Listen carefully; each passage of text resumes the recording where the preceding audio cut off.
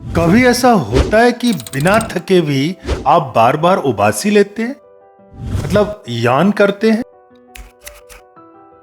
क्या होता है ऐसा? और क्या उबासी लेना एक कॉन्टेजियस प्रक्रिया है?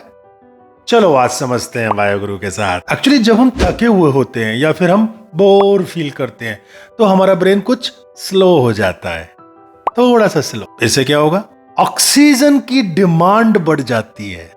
उबासी लेने से यानी यॉर्निंग करने से ढेर सारा ऑक्सीजन अंदर जाता है और कार्बन डाइऑक्साइड बाहर आता है, जिसकी वजह से हमारे ब्रेन का रिफ्रेशमेंट प्रोसेस चल जाता है और हम थोड़ा रिफ्रेश फील करने लगते हैं। और हाँ, कंटेजियस यॉर्निंग एक सोशल बिहेवियर है जो एम्पैथी दर्शाता है, और जब कोई हमारे सामने दूसरा उबासी ले रहा हो तो हम भी उबासी लेने लगते हैं। ये दर्शाता है एम्पैथी, सिंपैथी, रिफ्लेक्स एक्शन। अच्छा फटाफट ये बताओ, आपको यान कितनी बार आता है? कितनी बार आप उबासी लेते हैं? कमेंट करके बताओ और शेयर करो अपने उस दोस्त के पास जो हमेशा उबासी लेता रहता है, ठीक है?